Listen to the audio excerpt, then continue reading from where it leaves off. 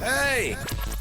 This is JJ and Alex. I made a name for myself. I told you I won't be denied. As you wrap up your day, it's time to get your fix of the teams you live for and the sports you love. This is JJ and Alex, presented by G2G Bars on 97.5, the KSL Sports Zone.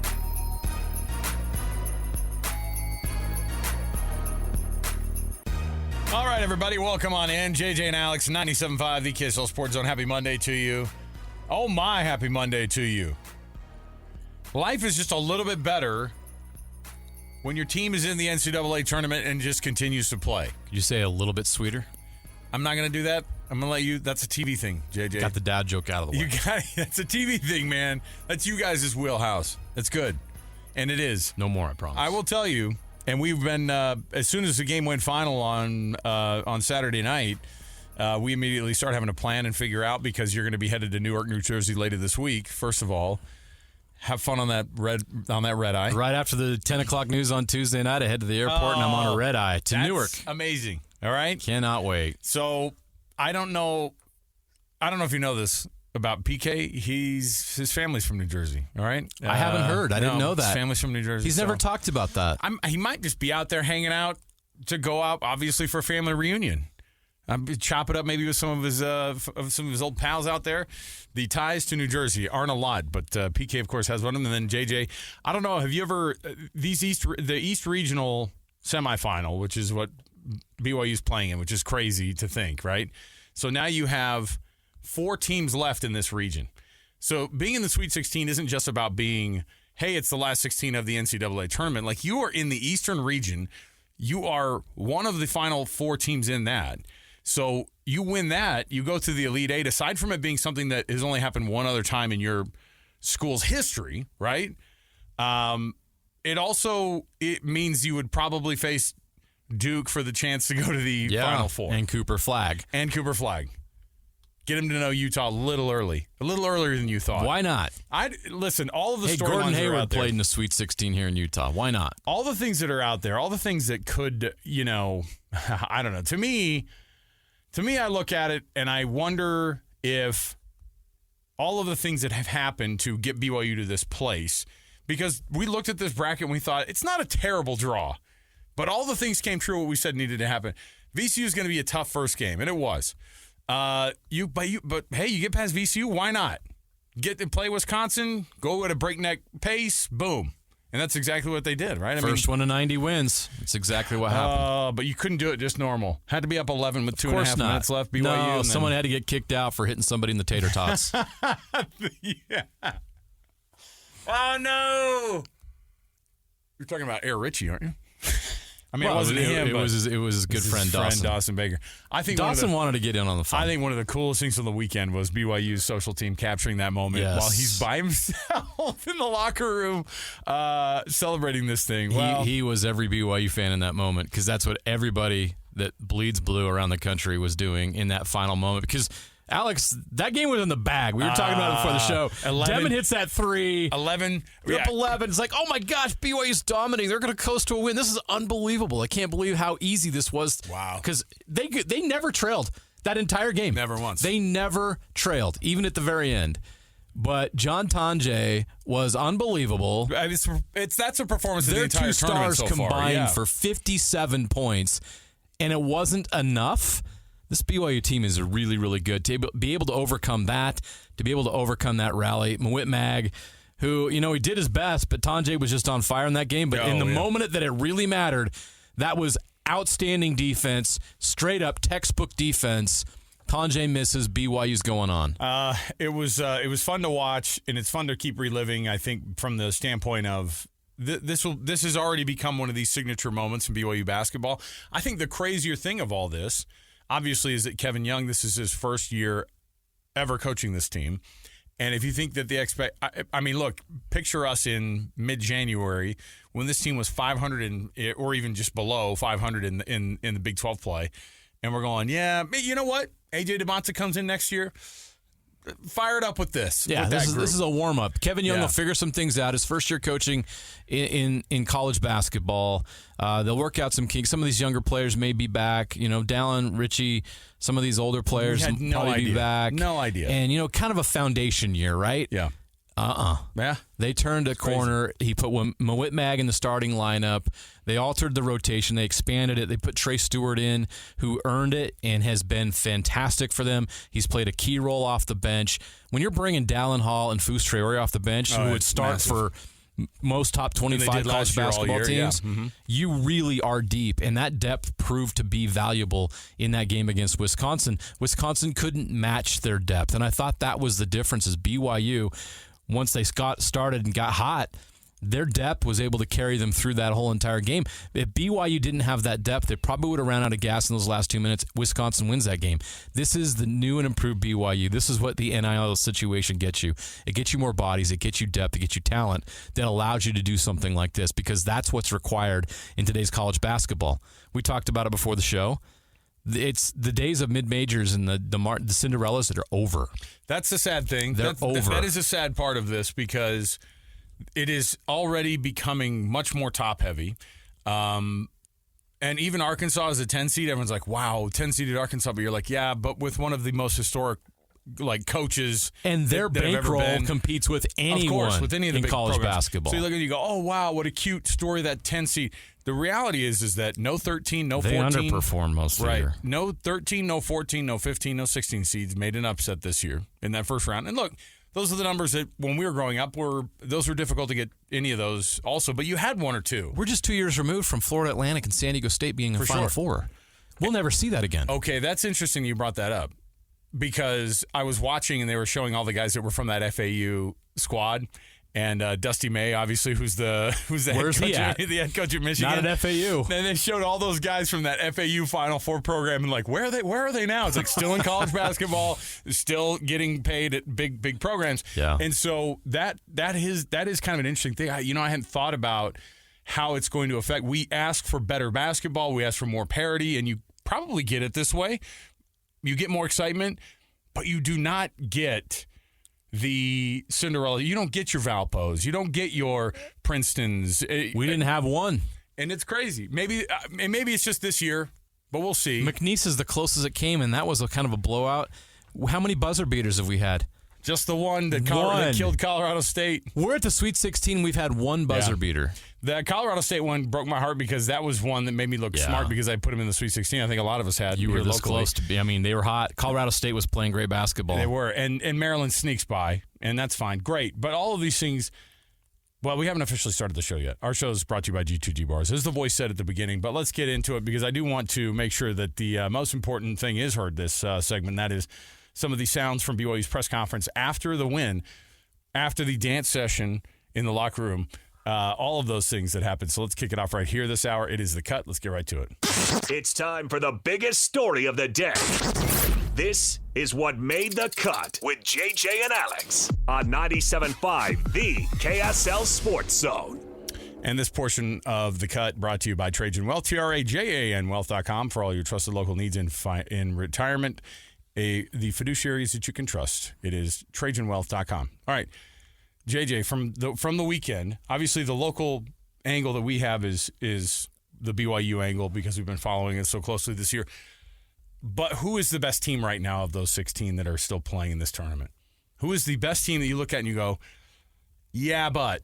Because for me, Duke is far and away, with the type of talent that they have, and I know that Baylor team wasn't the Baylor team that we've seen before, but still, to beat them yesterday by 25, 23. Yeah. I mean, and they were crushing them. Duke right now looks very, very hard to beat.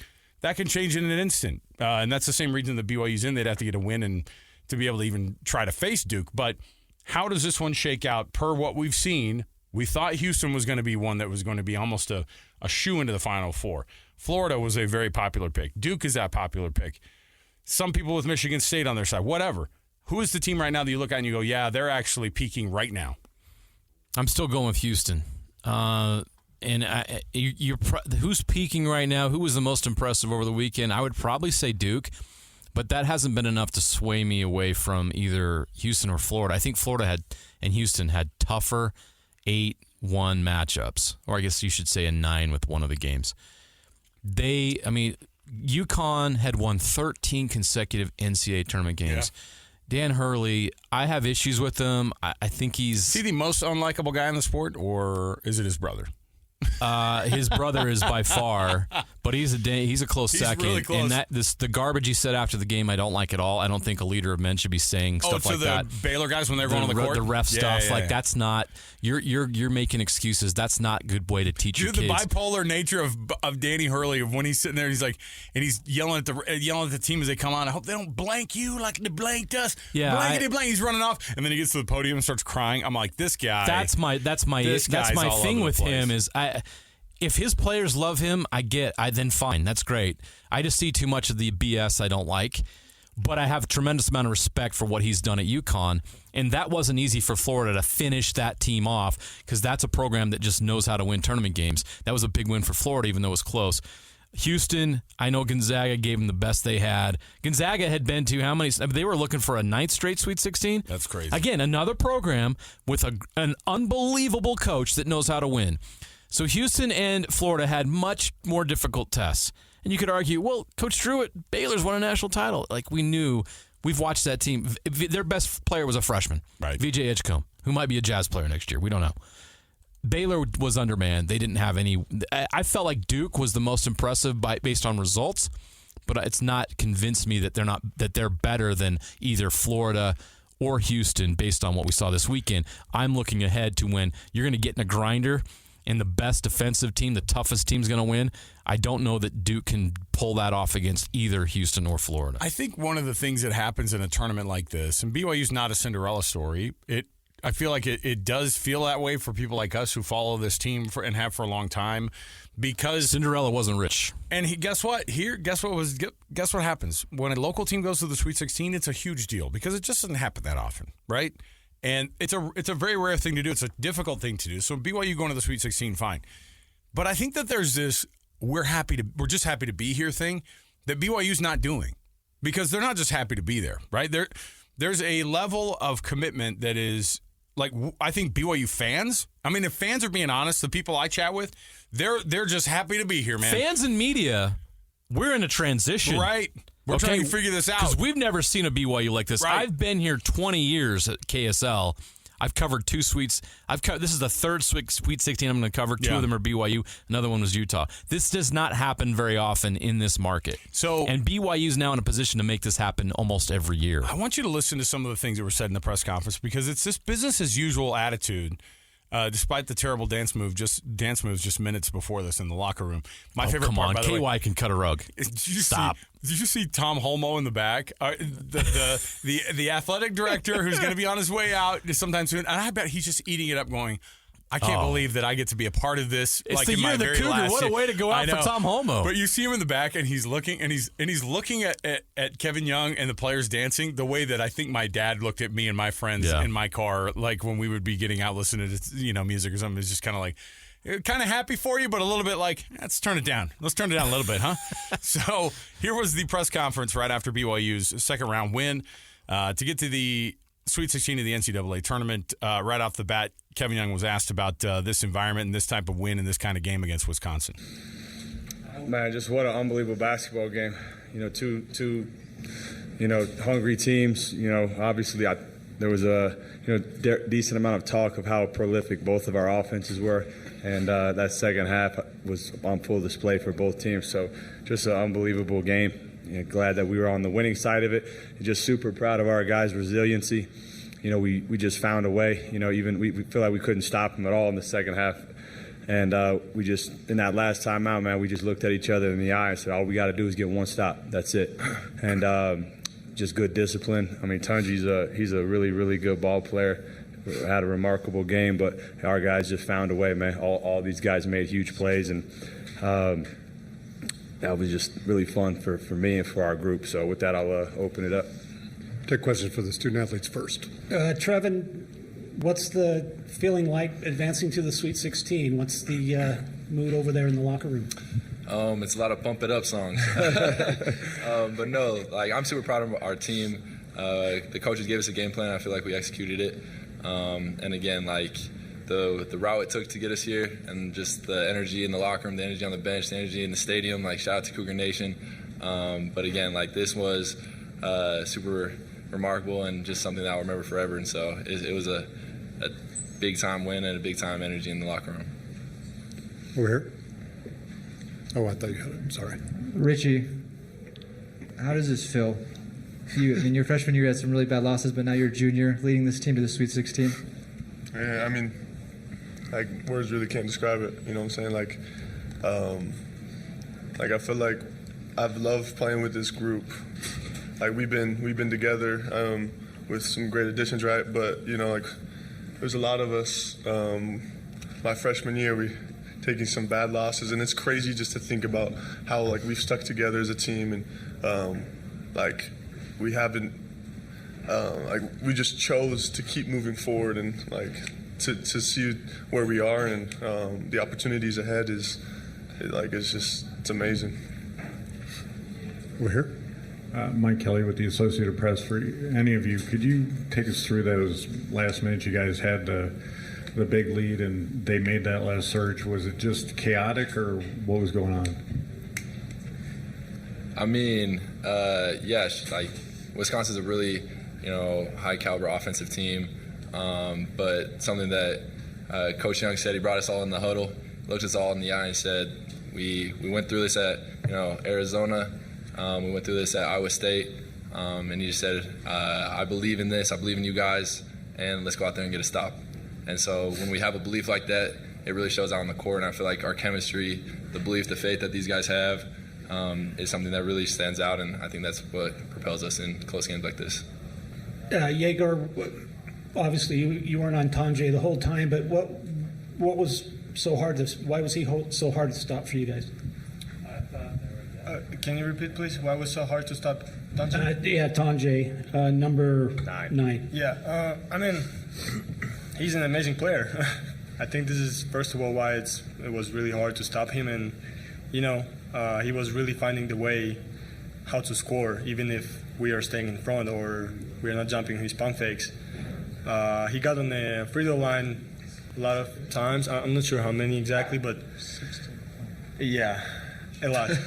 So I don't know how much was that about our discipline not fouling him, or how much was it about his skills or whatever it is. He's a good player. I mean, there's nothing much to say about it. How does it feel to be back in Denver and going to the Sweet 16 since the last time BYU went to the Sweet 16, they won the 2 games in Denver? Yeah, good omens, I guess. But, personally, like I've had good memories in this building. And so this is by far the best one, man. Just the energy in the building was, you can't describe it. Honestly, it felt like a home game in certain moments for Cougar Nation, just everywhere, so much blue out there. So obviously Denver's been good to us. Dawson got ejected. Did you get an explanation on that? And kind of what do you think was maybe the cause of their comeback? Talent, Tunji. I mean, he's one of the best players in the country. So, you can try to do as good a job as you want. I mean, I thought, I think learning to adjust to how the game's getting called. The Big 12 is very physical. This game, I thought they were, had a tighter whistle, so we have to do a better job adjusting. That I thought was a huge part of it. Relative to Dawson's thing, I'm gonna need a pretty in-depth explanation of that one. So I can't comment on that. Yeah, I think the emotion just stems from just how happy I am for all of our players and everyone that supports BYU.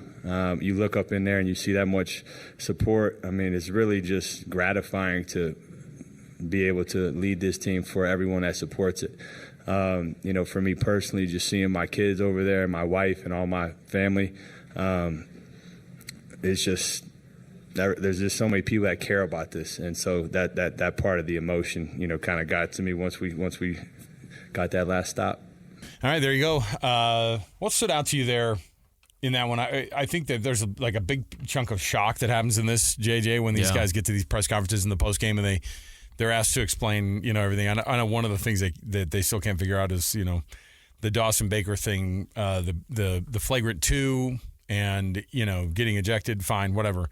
Because you don't get a great explanation. I feel like mid-game you'll have the guy trying to tell you a little bit of what it is, and I'm sure he had the rule explained to him. But in the end, though, it's been a crazy tournament for BYU because I think that they just, this is why we love these games, because you never know how these things are going to turn out.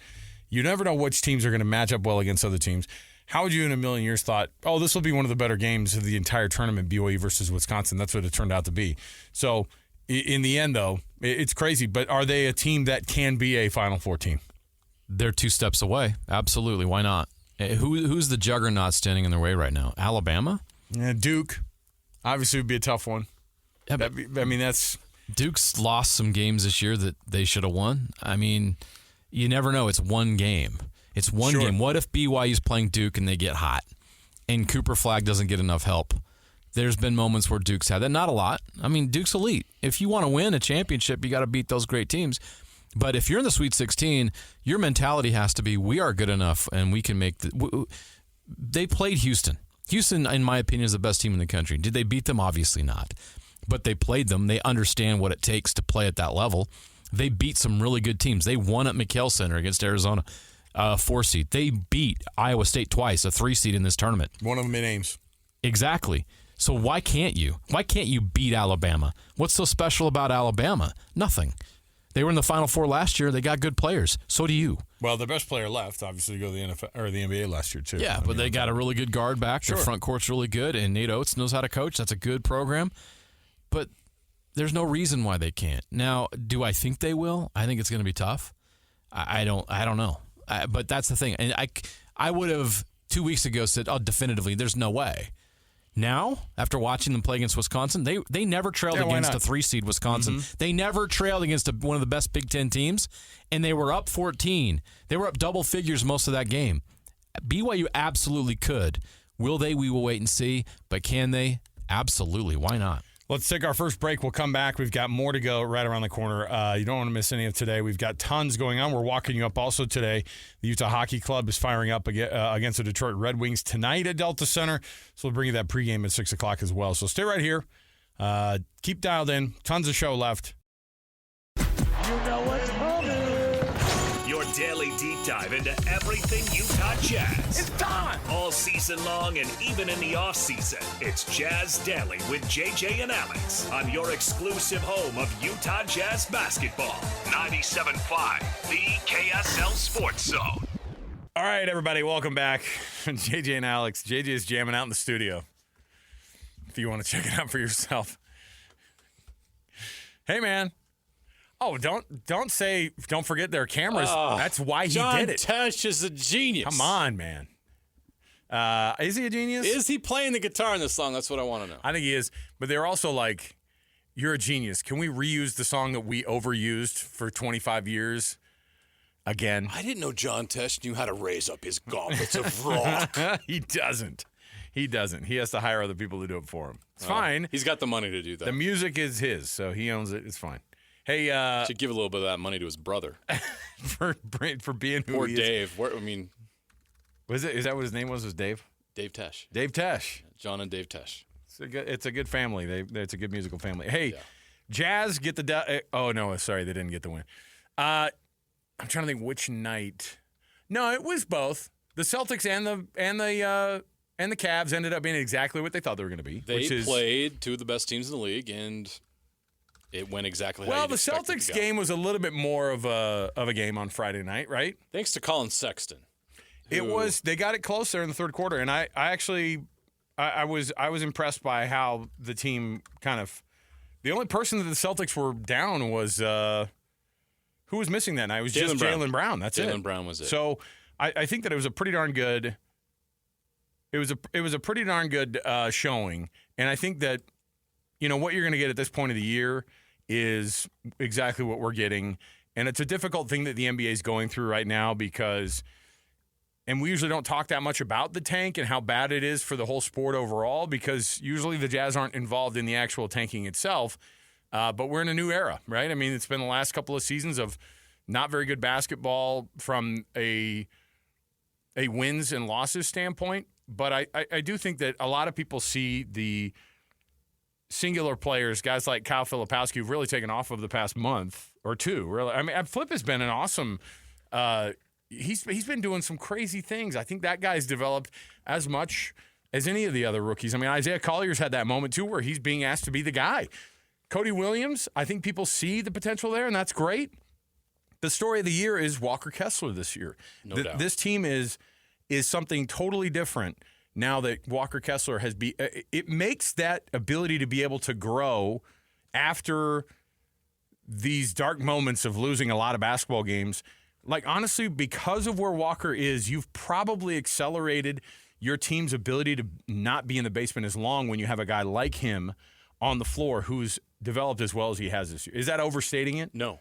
Like, they've accelerated it because he showed up this year and is having the third year of his career that he's having. I think it would have been fair for the Jazz after U2 to question whether it was worth extending him, because there was obviously some concerns about. They invited him to Summer League for going into his third year last year. Right, and he knew it. And I just talked to Walker Kessler, and he understood. He got the message loud and clear. And the dude went to work last offseason. Like, the dude went to work, hours and hours and hours in the gym, developing his total body strength, shooting, everything. I mean, he's shooting three-pointers right now, for crying out loud. I mean, he's come so far in a year's time, but it was work. He went to work. I noticed you didn't say making a lot of three-pointers. You said he's shooting them. He's shooting them. That's okay. Hey, like the great Wayne Gretzky said, you only make the shots you take or something. Yeah. Strategic. Wayne Gretzky, Michael Scott. I'm not sure which one said it. You sound like George Bush. You're like, fool me once. Yeah. You fool me, you're not going to fool me again, all right? It's something like that. But yeah, so I get my it. point is he really understood the message that was given by the franchise. Look, you have got to get better. Yeah. And he knew that. And in order to be great, you have to put in the work. And it's not that he wasn't before, but I think he had to take it to another level. And he also talked about nutrition, how he really had to dial that in. So everything he did went up a notch, and we're seeing it pay off right now. And he's going to be a very important piece moving forward. He is – I don't want to put this on him, but the Jazz have found their Rudy Gobert for the future, but he's more – He has more skill offensively than Rudy ever has.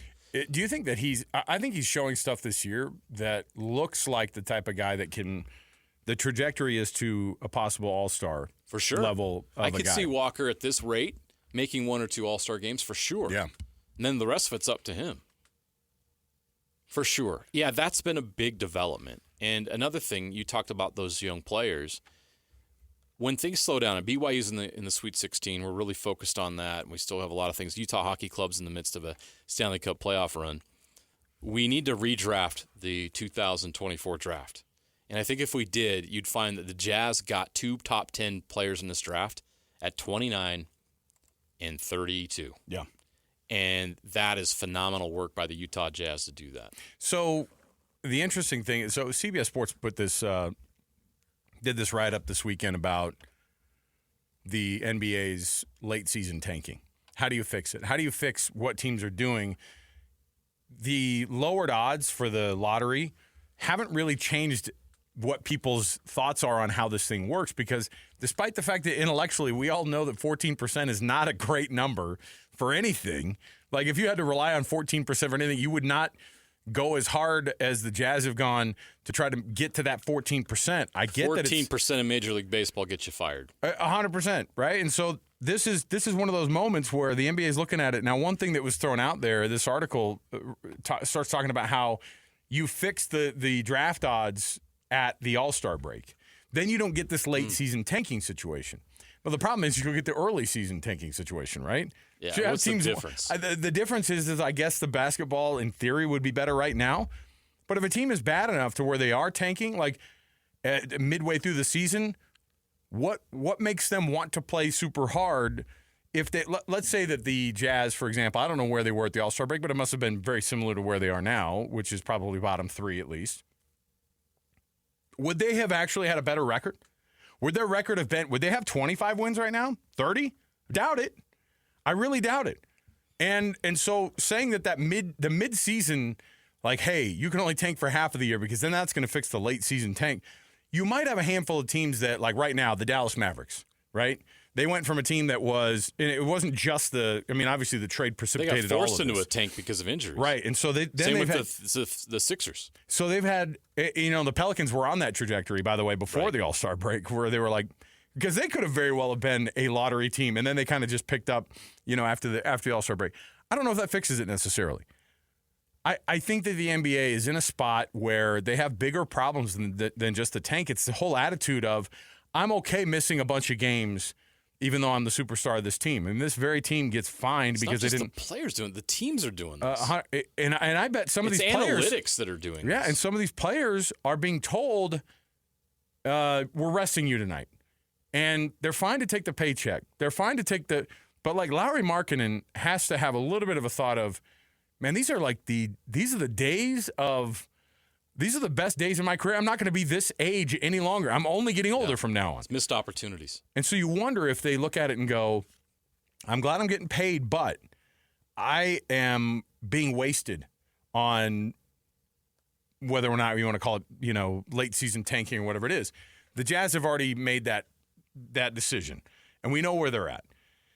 And I just wonder if the NBA, among all the other issues that it's had with some of its ratings and people not watching games at the clip like they used to, and the regular season becomes such a slog and then people just wait for those the NBA playoffs and the NBA finals, which do turn out to be great drama.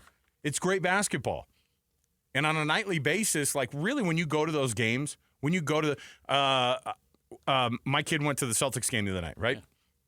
And part of it was like, man, that's awesome. Look how good. And the place is jam-packed. It's a Friday night and the Celtics are in town. There was a lot of Celtics fans. There was a lot of green in there. It was packed. But it's still one of the best pieces of entertainment. When you look at it straight up from like a ticket town to watch an event, it's still as good as it gets. And the basketball is still really, really good on a nightly basis. But we in our head think this is terrible basketball because they just keep losing. And it's a bummer because the brand gets affected by this overall thing. People look at 16 and 56 and go, oh, wow, no one cared. No one cared. Or more weird is trying to explain to somebody, oh, no, that shows that they really are on this trajectory. Yeah. They finally went all in. We're in a rebuild. And finally all in. Explaining a rebuild to anybody. I was talking to somebody yesterday who's a Red Sox fan, and he's like, yeah, we're not going to be good for another 10 years. And that's the plan. Like, we're not going to be good for a while. We have to spend $1 billion in the next 5 years, and that's almost exactly what they're going to be doing. You're going to be spending, over $200 million or $250 million on a roster every year for the next however long, just to be. And by the way, that's $100 million still behind the Dodgers every year. Right. So you plan on doing these things, and it's a really, really weird spot to be in. And why? So that you can have 1 or 2 years in the next 10 or after 10 years that might be pretty darn good, could be special. That's how hard it is to win professional sports, and yet here we are, and we've been spoiled as Jazz fans. I mean, think about how many years in a row this franchise went to the playoffs under Jerry Sloan. Think about how good things got. Every coach, has basically taken this team to the playoffs and figured it out with lesser rosters. And that's the part where we don't understand, like, oh, you can't just take a team to the NBA Finals. You have to have legitimately 2 or 3 superstars, and you have to have a deep, deep bench, and you have to spend the type of money that is insane. And right now, it's all getting set up for it to be able to work. But when is it going to work? How much time you got? When do the Olympics come to town? 2034. Are the Jazz going to make a Western Conference Finals before the Olympics come back to town? Boy, it's tough. It's a hard thing to face. Don't shake it off that easily. 9 years. Our producer Alex is like, he's wearing a Jazz sweatshirt, is just like tears coming down. Alma's in there, dressed for a funeral because I don't know what team, what funeral it's for, but my heavens, everybody's hockey fans all of a sudden.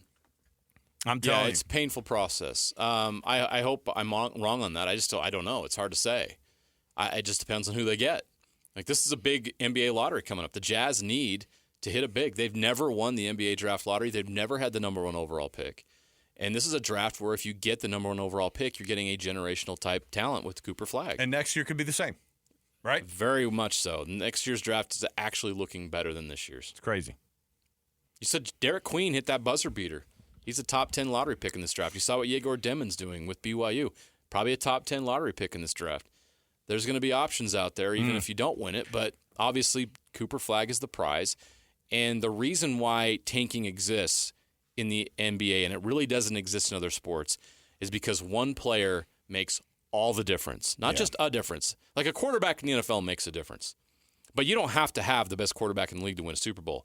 In the NBA, you pretty much have to have the best player in the league to win NBA championships. There's very, very few exceptions.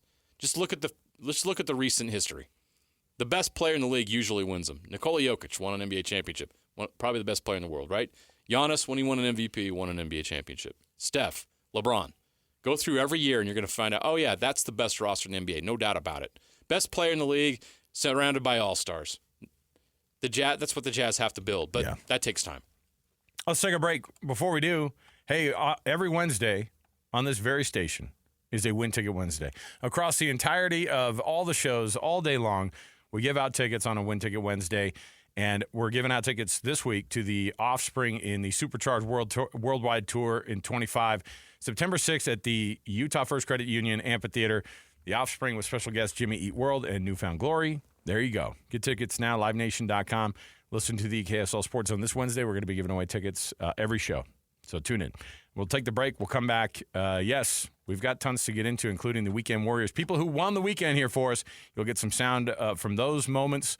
And we'll ask you how your brackets are doing. I'm pretty sure JJ's still in the lead on the KSL overall roster of brackets that are across the board. Some cocky guys on Twitter thought they were going to beat me. Oh, look at him shaking it off. No. All right, we'll take the break. We'll come back. Weekend Warriors next, 97.5, the KSL Sports Zone. Accessing. When TV and radio collide. Love it. Wow. This is what you get. You're listening to JJ and Alex. Presented by G2G Bars. Don't touch that dial. On 97.5, the KSL Sports Zone. Huh? Boo. Just because I said Offspring?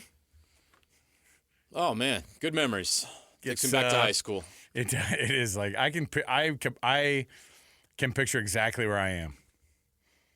I'm in a truck, scooping up roadkill.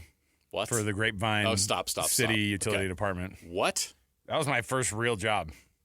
Painting fire hydrants and scooping up roadkill for the Grapevine, Texas Utility Department. I was a city employee at 15 and a half, yeah. It's a good job for a 15 and a half year old. Is it $3.25 an hour? Do you know what I did to pay for the bills in college? Oh, boy. It sounded really weird. Go ahead. This isn't even high school. I mean, this is what I did in college. Ah. No, it wasn't OnlyFans, if that's what you're thinking. All right. I installed fiberglass insulation. Hey! Shout out Hanson Insulation in Linden, Utah. Boy, that's a... Did you ever get it? I mean, that could be an itchy situation there if you don't... My forearms itched for 7 or 8 years after there you go. I left. You were the Pink Panther on those commercials. I probably will die at age 55, which is not far away. Okay. But I got through college. Got dark. Yeah, it got dark. Hey, quick. I'm here. All right, there you go. Yeah, I was scooping up. I'll tell you, you know what the number one roadkill is in Texas during the summer? Armadillo? Armadillo. Yep. Squirrel, armadillo, the occasional cat, sometimes a Fido. Those were tough days. Oh, but the armadillo is a disgusting animal. What are they? I mean, what you've spent time around dinosaurs? We've got. I've spent time around them. You've spent time around them. What are their personalities like? That's when I think about Texas. I think of armadillos and snakes. It's gross. No, they're like they're pretty chill. They're not like aggressive at all. That's why they get run over a lot because you just wander in the road and get run over. They're kind of it's like a possum with a shell, a little bit of a shell. So they're not an endangered species. No, they are not. They're more of an infestation. No, you got a lot of people in Texas eating them too. You had armadillo? How did it taste? I've never had it. I'm not going to either. The easy answer is like chicken. Yeah, I'm sure. I'm sure it is, but disgusting. All right. Weekend Warriors. Brought to you by the good folks at Gillette Heating and Air. Right now, seasonal maintenance. Get it done on your furnace or air conditioning for only $59. See GilletteHVAC.com for more information. That is GilletteHVAC.com. It was the only buzzer beater we've had so far. It made my bracket situation even worse, and it was Derek Queen, Maryland, beating Colorado State yesterday. One bucket to keep its season alive. Gillespie from the out of bounds to the freshman Queen, who's driving, floats it. Oh! Maryland on the right side of a buzzer beater with life into the Sweet 16.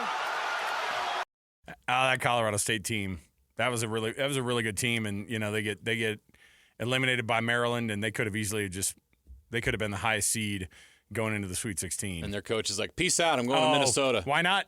Big bucks, thanks guys. Yeah, I was going to say any of College these guys. Basketball, man. How about Sean Miller, who everybody forgot apparently of all of his misgivings at Arizona 5 seconds ago, and then they're all anyway. Texas is like, we'll take him. I mean, Texas's head coach went to the Elite Eight 2 years ago? Yeah. That's why they had to keep him because they couldn't fire him. Right. They had to wait a couple of years to finally do it. Yeah. Come on. They just waited until they weren't good. My goodness. So, and then of course this moment, the BYU Cougars floating into the Sweet 16, heading all the way across the country. They're not in Denver anymore, and they are going to be headed to the Sweet 16, taking on Alabama. Here's how it happened. Side by Dimon. And now BYU can play for the last shot.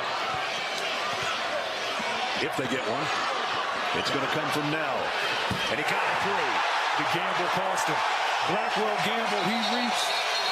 It ends up with Nell. Rebound off to Dimon. Dimon's got a man out in front. I think he wanted to get it to him. Got it to Hall. Back to Stewart for three. Got it. Then the Jalen Brunson celebration afterwards. We'll all join him in the backcourt as BYU applies full court pressure. It's in John Tanje's hands. It's in probably John Tanje's hands to try to win the game. It's ISO. Tanje stops, pops, fades. Great shot by Mag. And BYU's got it on the outlet, and they're going to win it. The Cougars, the 6th seed, going to the Sweet 16. I know there was some talk about the Trey Stewart throw off the backboard dunk, and somebody had floated out there like, oh, no, Wisconsin is appealing it. I was like, I think that was fake. What are they appealing? There was not. Oh, he dunked it after that was so mean. I don't know what because people are saying if you did that and it was during the game, during a timeout, or when time had stopped and they did that on, you would have been teed up. I said, yeah, but the game's freaking over. Well, yeah, if a team started celebrating on the court, right, going into a timeout with the game before the game's over, right? But my they would point probably was, tee him up too, because that would be very strange. I said, he was just celebrating a win. As soon as the clock expires, it was a cool way to celebrate. As soon as the clock expires and a player goes over and jumps into the stands in a college football game. Hey, Wisconsin! They don't go, oh, unsportsmanlike. Throw the unsportsmanlike. Give him an extra play. Are you mad about that? Really? No, I don't think they are. I think that you didn't lead for 1 second in that game, and you're mad about Trey Stewart dunking after the buzzer. That's pretty fun. That was a pretty cool little moment there for Trey, and he deserves it, and he earned it. Dawson Baker, in the like I said, in the locker room by himself. That was nuts. I thought that was pretty. Like, I felt bad for him. On the one hand, like, why isn't there one person in there like keeping him company? I don't know. Like, she go in there and think about what she did for a while. I know that they have to take him away from the bench area. Do what college football does. You get ejected, you can still sit on the sideline. Come on, let him be there with this team. It created a fun moment. It was cool. Yeah. Well, it was look here locally. We don't get to have these moments that often. When was the last time when Utah went to the Sweet 16? What was that? 2015. That was that long ago? I've worked here at KSL for 20 years. Holy I've covered cow. 3 Sweet 16s. This will be the third, actually. 2011, 2015 with the Utes in Houston. Yeah. They played Duke that year. Duke won the national championship that year. And, of course, now. I've been doing this for a long time, and that's it. The third. This is rare. So cool. BYU fans really enjoy this moment. I do think, though, Alex, like I said in the first segment, BYU financially is in a position to compete like this each and every year. Well, we're going to take a break, and we had a conversation. We started to have a conversation off the air that I said, nope, this has to happen on the air.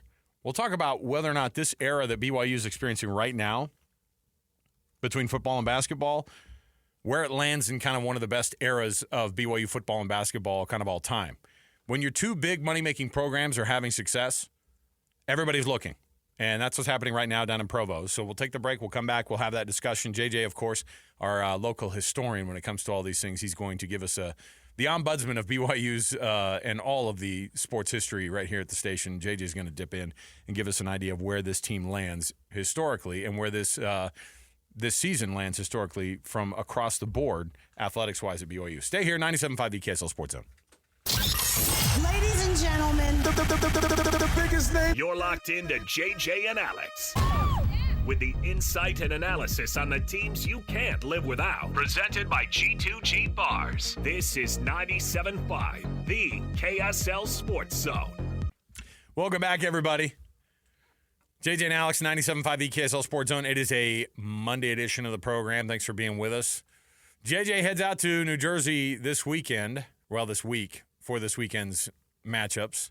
Thursday, BYU tips off 5 o'clock. 5 o'clock Mountain Time tip for this Cougar team. We obviously are going to have a lot of eyes on this thing and a lot of feet on the ground for this one as well. Here's my question, because we had a couple people out in Denver. We're getting more people out in New Jersey. Does the entire station broadcast live from the Final Four in San Antonio if the Cougs go to the Final Four? All hands on deck. Come on. Rally the troops. We're all headed to the Alamo. Let's go. I think it'd be pretty darn fun. Never done it before. That's one of the. So I mean, this is going to sound like a little bit of brag. That's not what I'm trying to do here. I've been to a lot of Super Bowls before. I guess I've never been to a Final Four covering it. I've covered several Super Bowls. I covered an Olympics, multiple NCAA tournaments, NBA playoffs. I've been to NFL games, and I've never done a Final Four. I'd like the opportunity. Come on, Cougs. Help a brother out. I'll cross that one off the bucket list. I'm telling you. How did that – why? Oh, well, I it don't was know. the Alamo. If we have to talk it was the Alamo. That's why I got to the Southern accent. All of a sudden we were You're talking like, how did I do this? Buddy, what's his name on? Buddy Garrity. Buddy Garrity. Oh, yeah. Well, BYU's got a few Buddy Garrities. Yes, they do. That's what helps, right? It's the only way in 2025. There's a mailbox somewhere in Provo. Look at the Sweet 16. I guarantee you every team's got multiple Buddy Garrities. Oh, for sure. Are you kidding? That's how it's done. Think about it. The amount of money that is floating around. You know, what team was it yesterday when those kids were like, well, first of all, Coach pays us, so we're here. It's great. I know what. It was Derek Queen, Maryland. Maryland. It was Derek Queen. It was after the Maryland game. Like, thanks for that little bit of honesty, bro. What has Coach meant to you? And he's like, well, he got us that money. And you're like, and then we all laugh. Everyone at the press conference gets oh, so cute, so fun. Gosh, congrats.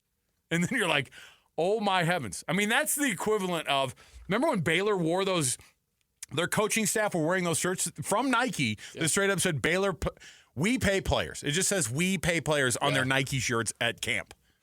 Can you imagine 10 years ago seeing the current landscape of college sports and being like, well, let's go back to 2009 before realignment. Everybody owes Nick Emery an apology.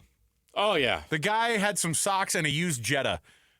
That he got the use of a Jetta. Dude just wanted to go to Harry Potter World. Leave him alone. Wanted to go to Orlando. Don't we all?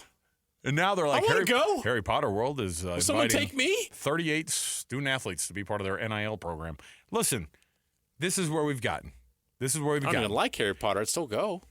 Stop pretending. I didn't believe that for a second. I don't even like Harry Potter. Am I pronouncing that right? Harry Potter? Am I saying that right? You watched all those. You read all the books. Oh, I'm so Team Hogwarts. Did I say that right? Or Team that? What? Gryffindor. Gryffindor? Yeah. I play that little stick game that they fly around the air with. You know what's funny? That looks cool. This is a side note. There is a freaking Quidditch league over here. So you even know the name of the sport. You're the one that's closet. Well, for a lot of years. You're closet Harry Potter guy. I'm not closeted at all about it. Love me some Harry Potter.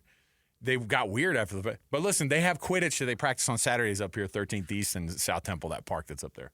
I used to drive that's by not real. No, I know. They used to drive – do their brooms fly? I think it's University of Utah. How are they playing Quidditch? I think it's officially their Quidditch team. So is that like the people that ride the pretend horses on the broomstick and act like they're equestrians? COVID delivered big time on some of those weird sports. So there you go.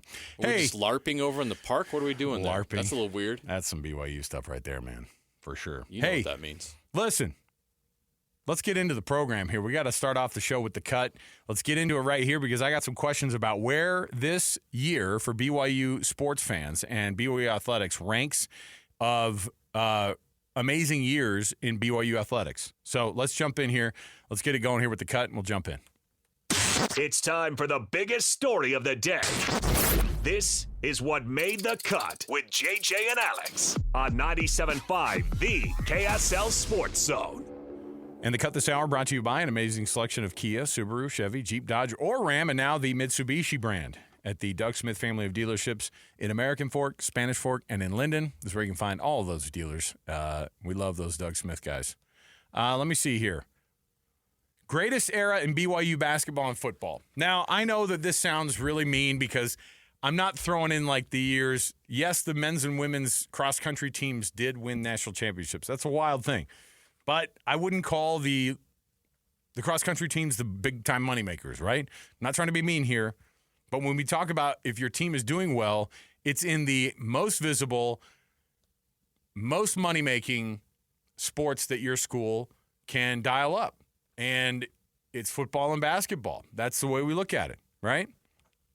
So right now, BYU's football team, who finished the Big 12, their Big 12 play at 7-2. They finished the season at 11-2 overall. They finished ranked 13th in the AP poll at the very end of it. And now this BYU team goes to the Sweet 16 the very same year, their second year in the Big 12. All of us had extremely low expectations for a new team going into a new conference, right? BYU was looking, we looked at this thing and went, we'd ask Mitch Harper, be like, what do you think the reality is for this? And I was like, yeah, it's going to take a while. How long's a while? I don't know, a handful of years. And last year, Mark Pope's team broke through year one. This year, Kevin Young has been able to do, to even further that, right? For only the third time in the history of this program, they're going to the Sweet 16 in the very first year of Kevin Young being the head coach. Like, slow it down a little bit expectation-wise, but that's not what they're doing. They're throwing as much money as they've ever thrown at any sport ever. They're paying Kevin Young more than they've ever paid any other coach ever in the history of BYU sports by a long shot. And they're doing the same thing now into the football realm. And money is flowing freely, and they're getting the best players that they've ever gotten. And so 13th ranked at the end of the season for football. They are going to end the season probably around there in terms of a final ranking as well. I mean, they were 17th going into this whole thing. They make the Sweet 16, and everybody looks and goes, BYU was one of the best teams in college basketball at the end of the regular season. And now they've won a couple games in the tournament. If they win another one, I don't think it's crazy to say that they'd be a top 10 team. So where does that rank? JJ went and dove into the archive of knowledge here in his brain.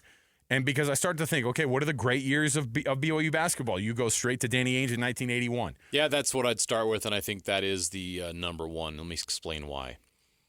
So 1980, the 1980 football season, BYU was coming off a great year in 1979, and all of a sudden Jim McMahon's their quarterback. The guy's a star, but they pull off the Miracle Bowl win at the Holiday Bowl over SMU. Their incredible comeback, the Hail Mary, all that.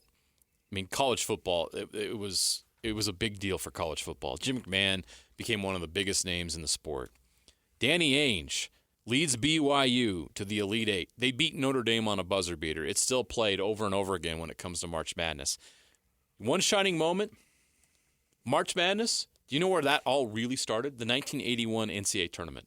There were a ton of upsets in that tournament and a lot of great moments, and that was one of them. And one of the reasons why we have what we have today was because of what Danny Ainge did on that court against Notre Dame. That year, to me, with the star power of Jim McMahon and Danny Ainge, combined with what those teams accomplished on the field/court, puts them number one combined. There are some other good years.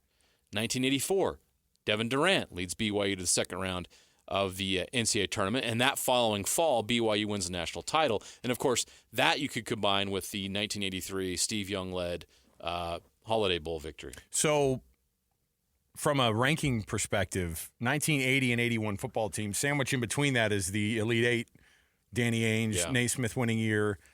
The football team was ranked 11th in the country, both at the end of the 1980 and the 1981 seasons. So they're one year they go 12-1, the other year they go 11-2.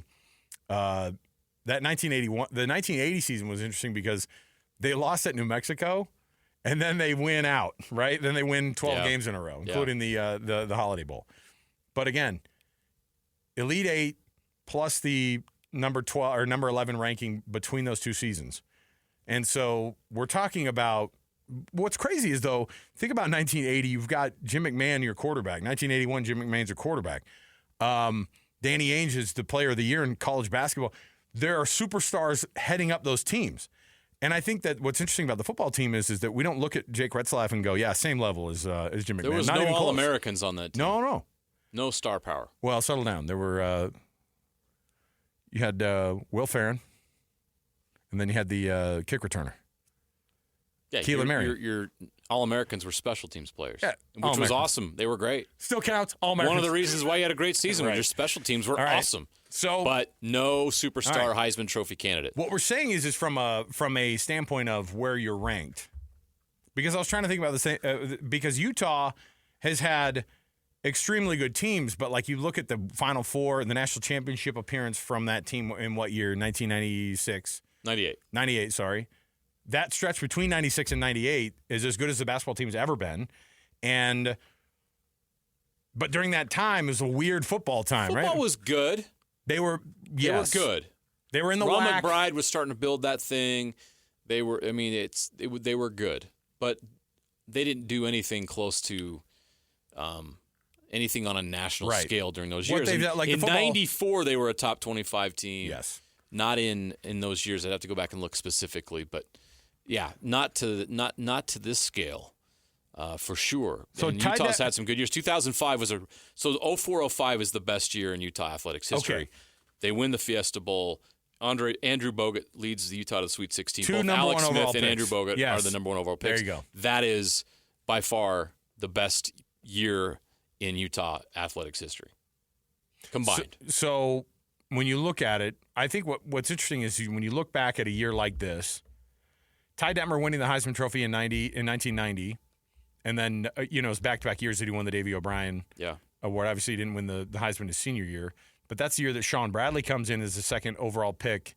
BYU goes to the second round of the NCAA tournament that year as well. So from a historic perspective, right now what BYU is experiencing is as good as where the football team has been and basketball team have been historically from like a wins and losses standpoint and a national ranking standpoint. And I could make a case that because the stakes are higher now, because there's more on the line financially, there's more on the line when it comes to national prestige and eyeballs, everything.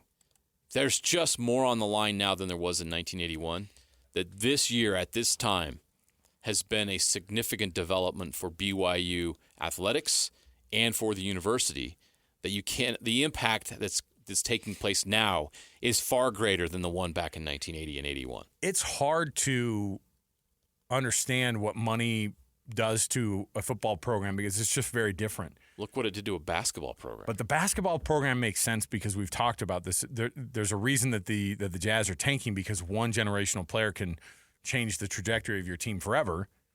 Ask the San Antonio Spurs, with Victor Wembanyama, right? But that's basketball. They can throw a few $1 million at AJ DeBonsa. They can throw $1.5 million to Yegor Demin, right? They can throw that money, and those will make immediate impacts. Football is a very difficult math problem to try to solve. It's tough to get your ROI in football because you wonder how the mathematical equation of getting guys.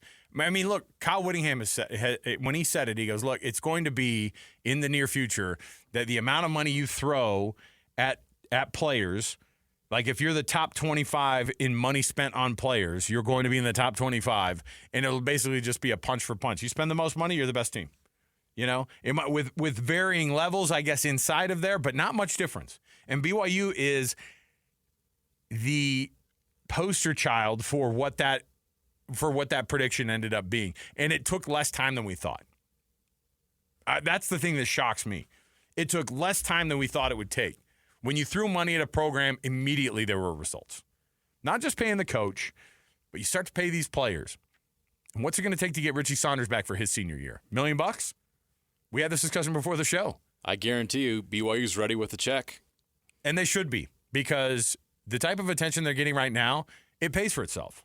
It absolutely pays for itself. From a marketing perspective, BYU, when they have this type of success, they don't go, wow, our enrollment numbers are up. But Utah, when they went to the Fiesta Bowl, when they go to the Sugar Bowl, when they have undefeated seasons, do you remember what that did for the enrollment at the University of Utah? Through the freaking roof. You know what it did for the perception of the university, of the athletic program, everything. I mean, they became a national brand. So that investment is beyond necessary, right, for these teams. And now that they can make that difference by throwing money at certain guys, and you guess wrong, and it's a hard lesson, right? I say you guessed. It wasn't a guess on Cam Rising. You knew what type of a player he was, but you had no idea it was going to be. You can't be a fortune teller. You don't know when the knees are going to go, right, or the shoulders are going to go, or so that part to me is crazy, because we talk about, hey, where's this BYU 2024 to 2025? Football, basketball season, where does that rank of other athletics? And it's crazy because the 80-81 teams, the 1984 team, the 1990-91 teams, they had to do it in an era where it was much more difficult. Am I wrong? The athletes are as good or better than they've ever been now, but BYU would have never what it took to get to this level for the school to feel okay about paying people to play the sports at their at their university. It was a massive leap that the church had to take, that the school had to take, that the perception, the people outside it had to be legal. And it had to be within the rules of the sport. So that was that. But then there's the other part where you go, can we look like this? Paying this type of money as a church-sponsored school, are we okay to have this being the perception? That you're paying all of this money and these guys are coming in. The solution to that problem is BYU doesn't have to pay it. The boosters are. Oh, 100%. Somebody else is paying. Somebody else is paying for it. But the perception, again, is hard. Certainly. For a worldwide church to try to figure out, like, hey, how do you explain this to somebody? The perception combined with the exposure. Which one is greater for BYU right now? No, it's huge. The exposure. All right. Here's what we're going to do. We're going to take another break here. We'll come back. It's a Monday edition of our program as we get you ready for the rest of this week in sports. We've got our NFL Blitz coming up, and we're also going to get you ready for hockey tonight because it is hockey night in Utah. The Detroit Red Wings looking for some revenge after the Utah Hockey Club beat them at their place a couple of weeks ago. That was a huge win for them at that time. It's a big deal because these guys want to make sure that they're in that conversation. But, man, the St. Louis Blues won't freaking lose a game. All right? So what do you have to do to be able to get there? This game and all the rest of the games are going to be huge. From win here out. on out. Just win out. All you have to do is win 14 out of your next 14 games. No big deal. Or was it 12 out of your next 12 games? Yep. No problem. And then you'll be in the playoffs. All right. We'll take a break. We'll come back. We'll have our NFL discussion next and much more right here a little bit later in the hour. Sucks to be you. Yes, the people who it currently sucks to be. Stay here, 97.5 the KSL Sports Zone. All the latest news and notes from the league and the locals in the NFL. JJ and Alex bring you the NFL Blitz on 97.5, the KSL Sports Zone.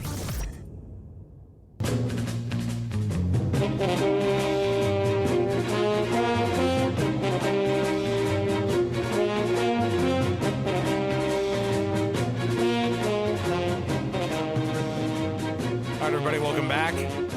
That music, of course, means we're going a little of a early edition of the NFL Blitz right now.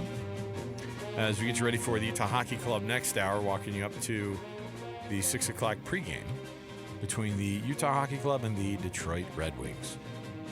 You can nominate that youth sports volunteer you know for the Hercules Hero of the Week. The way you do it is you just go to KSLSports.com/contest, and you can nominate that person who does a phenomenal job in your neck of the woods as a youth sports volunteer of some sort, somebody who's the extra mile mom, the assistant coach who does a phenomenal job, whatever it might be, the person who deserves some extra praise. We want to praise them. We read those winners off every Thursday on our program, and we celebrate the efforts of those people who do such an awesome job with our youth in their youth sports. Sponsored by Hercules First Federal Credit Union. They get $100 from them, and then they get a $200 voucher to Beehive Meals, courtesy of the folks at Beehive Meals. So there you go.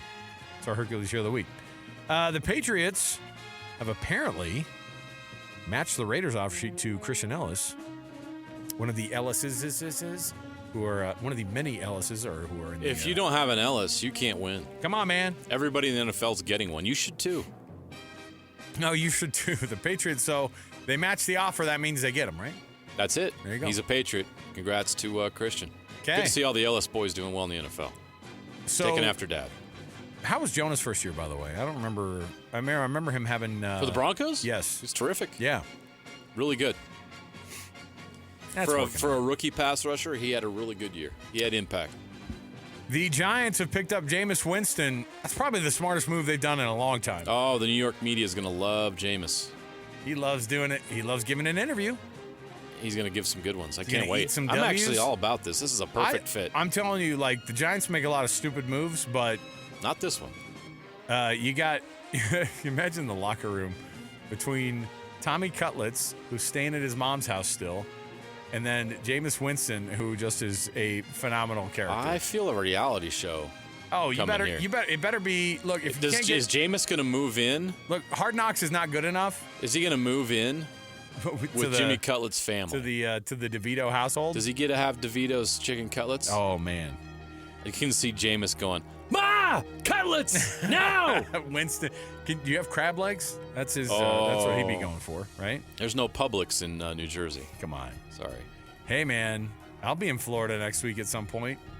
I'm gonna head to some Publix, man. That's a classy super. That's a classy supermarket. It's a great place to get your food. You can get your what's it called, Bluebell ice cream there too. Ooh. I'm gonna be enjoying all that. Tom Brady says there's quote tension that's developed with Bill Belichick during the end of the quarterback's time with the Patriots. No, duh. We could see it. I'm glad he's confirming that 5 years later. But my question is, if you're Tom Brady, or if you're Bill Belichick, why do you need there to be any drama? What was his problem? What do you think the issue was? Egos. But Bill Belichick doesn't want all of the attention that Tom Brady's getting. He wants all the control. Okay. Yeah, he doesn't want. I mean, they butted heads. Bill tried to treat Tom like he was just another kid on the team. Right. Tom Brady was not just another kid on the team. He's the GOAT. He surpassed all that. Yeah. Meanwhile, Russell Wilson has like his own like area of a locker room in Seattle. He's got it's just he had like a private bathroom in the locker room, all that. Give me a break. Oh man. So yeah, Tom had a reason to be frustrated with the way he was treated at the end of his Patriots tenure, and he showed everybody by going to Tampa and winning a Super Bowl. So I saw this article too, and I'm glad that our producer Alex saw the same thing.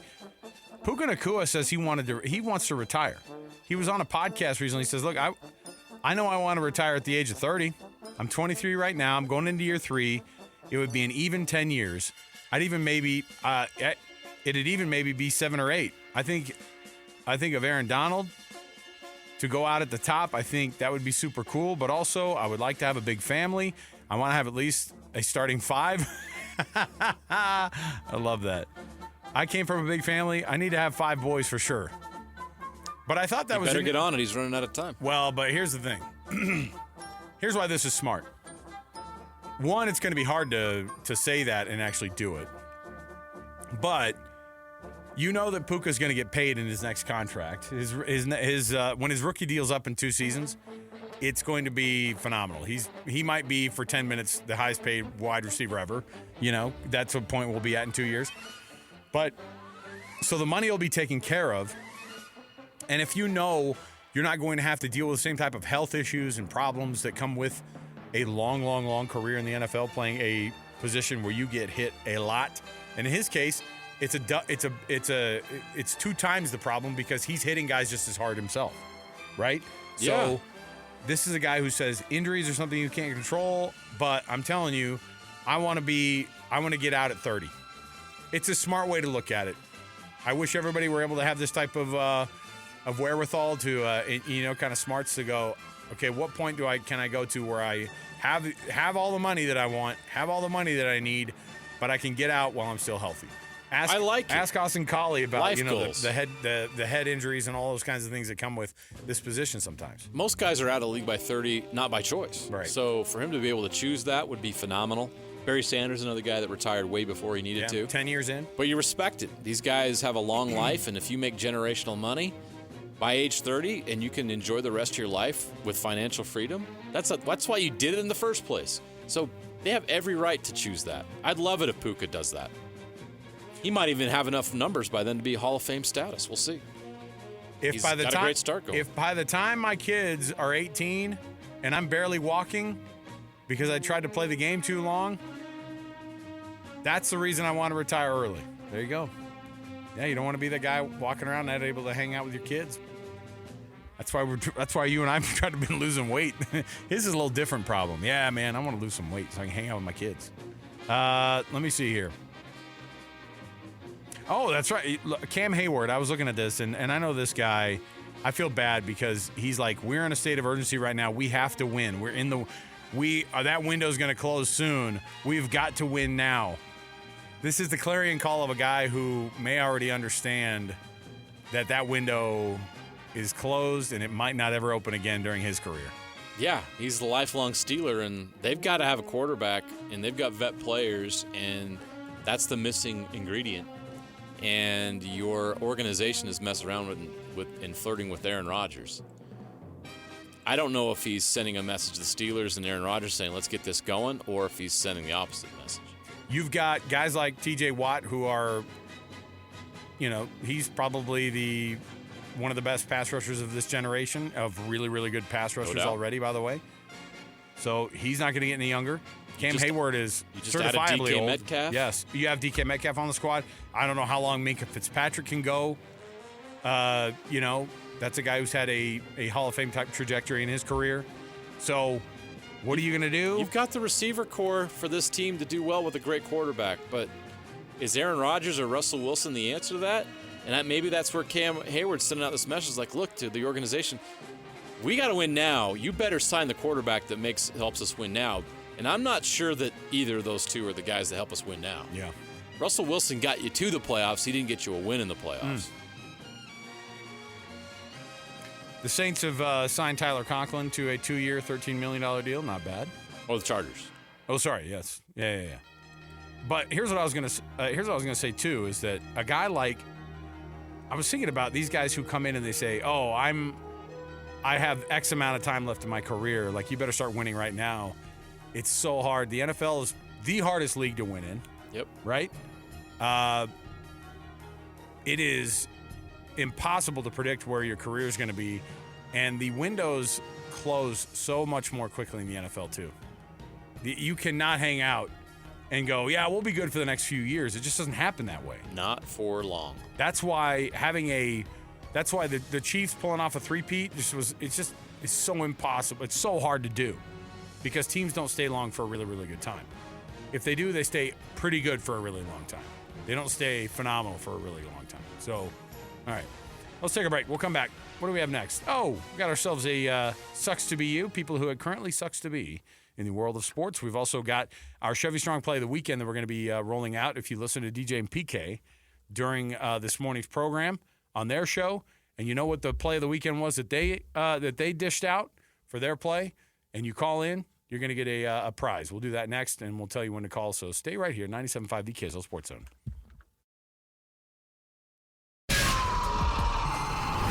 Basking in the sports misfortune of others to help make you feel just a little bit better about yourself. As JJ and Alex present... Yes, we got beat. We got beat badly. It sucks to be you.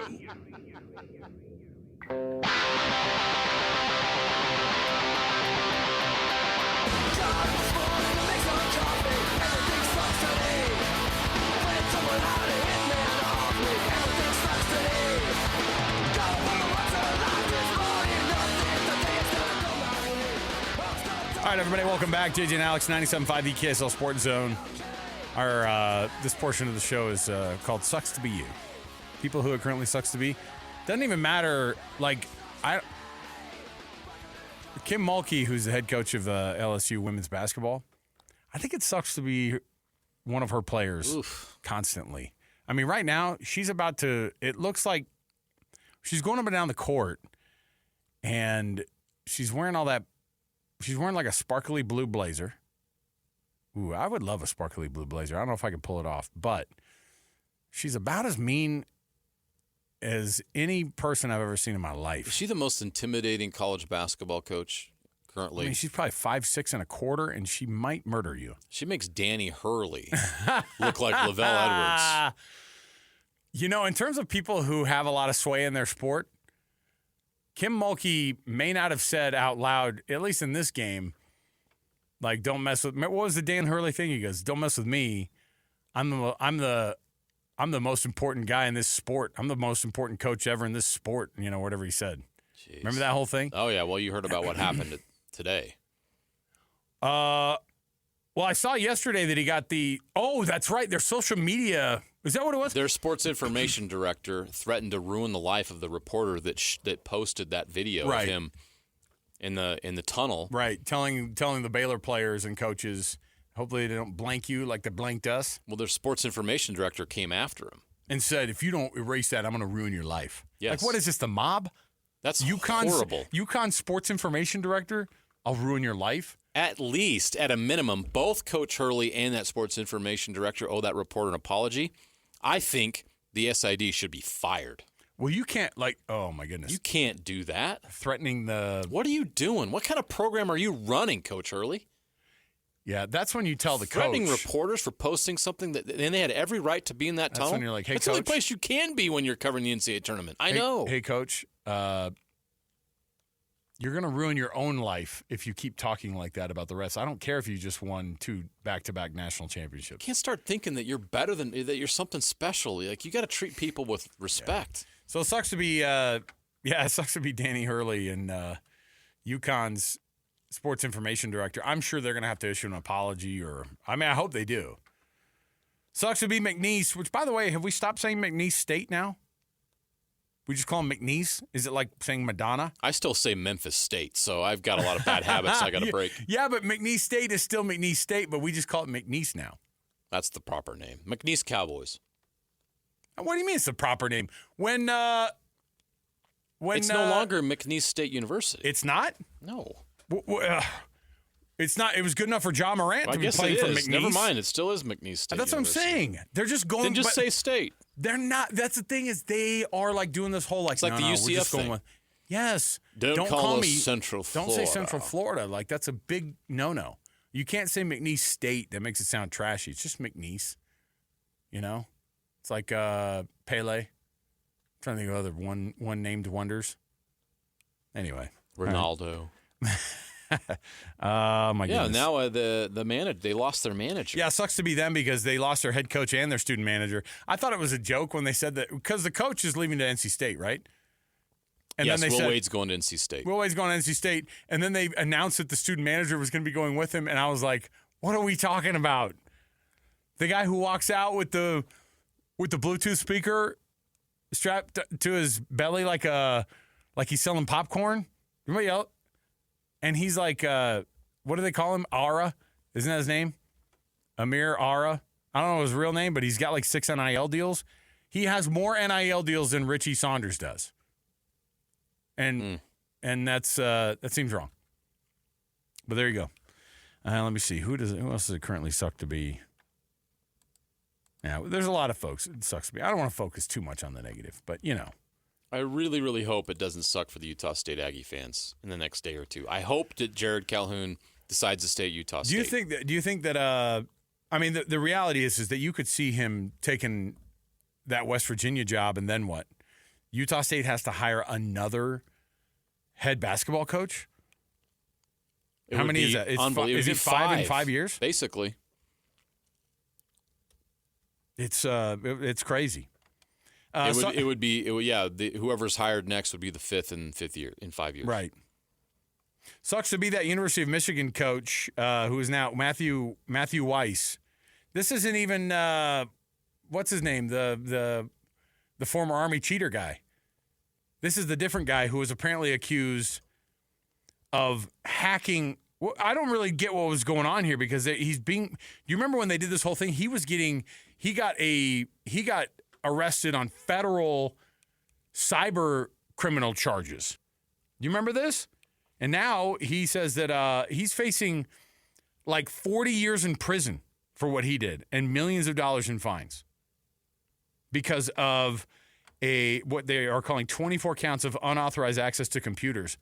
Like if when I come in from work or when I come in to do the show and Jake Scott's still signed into Gmail, have I technically hacked him? Sounds like that's happened before. Am I committing? Sometimes DJ leaves his X account open on this computer. It takes everything in my being to not tweet for him. But I don't want to get charged with 40 years of. They said it was aggravated identity theft and unauthorized access to computers. That's bonkers, man. Wow. That is bonkers. Sucks to be this guy. He's got 3 kids, but he's facing. And here's what I never understand. Like, we will sentence people to like 1 to 15 years in prison for second-degree murder. But if you stole somebody's identity online, like this guy, you're going to get 38 years in prison. In federal prison, too. Don't have me remind you what the name of it is in Office Space. All right? Don't drop the soap. Oh, my goodness. JJ. Don't. So he got fired last January. And he's going to be, what's the guy's name? Connor, who was the Spygate guy? Connor Stallions. I watched that whole thing of that Connor Stallions guy on ESPN. That's a guy I want to go away. Yeah, but we spent way too much time talking about Connor Stallions. Michigan goes on to win a national championship. Just get Ohio State. Just get Ohio State fans talking about Connor Stallions. It's the funniest Michigan thing. Michigan cheated. Nobody cares. I know that. I know a handful of these weird Mike Hedricks that are walking around like, oh yeah, I'm an Ohio State guy. It's like, come on. And Mike Hedrick is the Ohio State fan. I know, but not a Ohio State fan. He's the Ohio State. How many degrees does he have from Ohio State? 0. How many can you possibly get? That's the amount. He's got 0. He's got a BYU diploma in his back pocket. Well, he's got a big old Ohio State He's fan. got the license plate. That's all that matters. The Ohio State University. Okay, all right. Well, it sucks to be Ohio State fans today. So sorry. Because all these guys from that national championship year, and by the way, I love it because Jim Harbaugh's like, I've never met that person in my life. They're like, he was your assistant coach. Never heard of him. Never heard of him. I'm coaching the Chargers. On to the Chargers. All right? Don't ask me anything about Ohio State football or Michigan football. I don't even remember those times. But I'm still undefeated. Or who is that? I mean, listen, Ryan Day hasn't won a game against Michigan still, right? They still have that on them. Doesn't matter. They've won the national championship. Doesn't matter. Doesn't matter because Michigan there are fans some still Ohio living in State there. fans out there that don't care. They care about Michigan. I know. They'll still fight. They still want to get Ryan Day fired, even though they just won a national championship. All right, we'll take a break. We'll come back. When we do return, we're walking you all the way up to Utah Hockey Club action and the Utah Hockey Club insider for KSLSports.com, Cole Bagley. I was thinking about this the other day because there are like 9 Coles and Ian Coles and Cole Bagleys, and I'm like, Cole Bagley sounds like he's on the team. He sounds like one of the guys who's on the team, but he's not, all right? So Cole Bagley's our Utah Hockey Club insider for KSLSports.com. Join us next, 97.5 the KSL Sports Zone. Your home for the best coverage of the Jazz, Utes, and Cougars is right here on The Zone. This is JJ and Alex, presented by G2G Bars on 97.5, the KSL Sports Zone. With complete coverage of the Utah Hockey Club, this is Cole Bagley of KSLSports.com on 97.5, the KSL Sports Zone.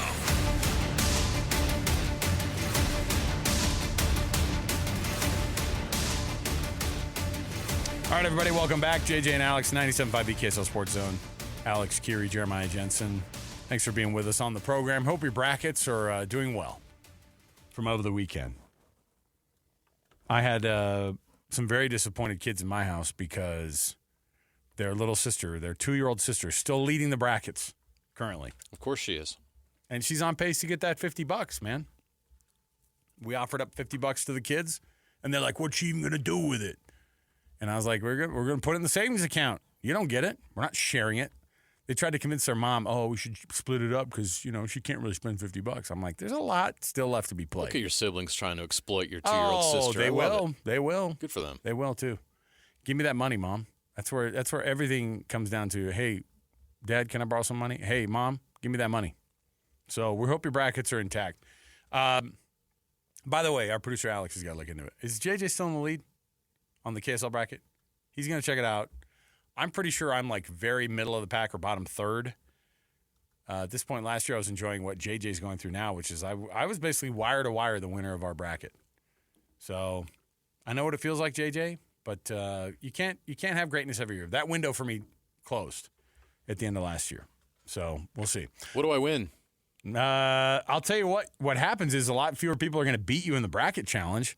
So you're going to have a lot smaller of a group. If you're beating all of us on our side of the bracket, I'll feel really bad if nobody gets any money because of me. No. I'm going to get some hate JJ mails. won the entire DMs. bracket. It's going to be like when athletes don't make a shot at the end and gamblers hit them up in their DMs. What do we have here? A quick update on the bracket challenge. JJ's still in first with 53 points. Nice.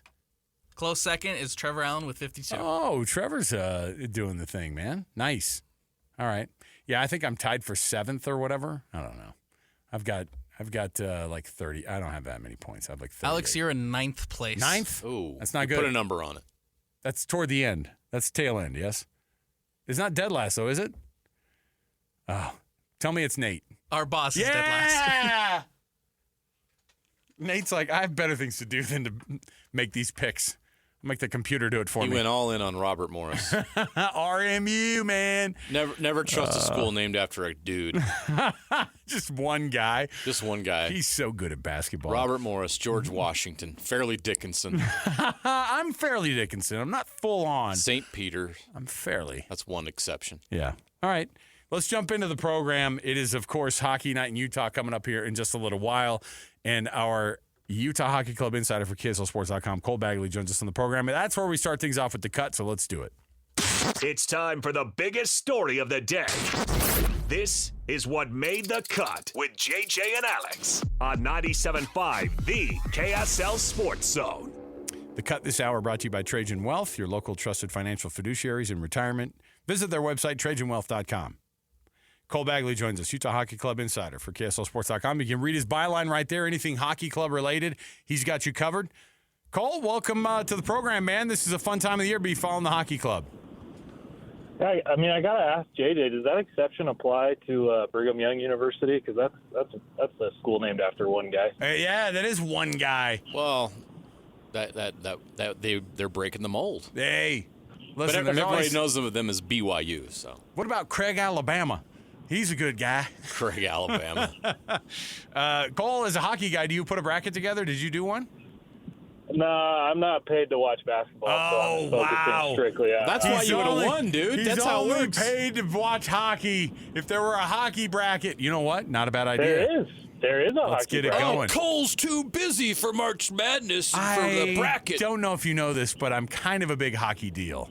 All right. Yes. Okay, Cole. It is a team that's winning currently here locally, so they've got that going for them. You can't fill out a bracket. You sure about that? Cole, I don't have time for that. I know. It was so hard. Have the computer do it.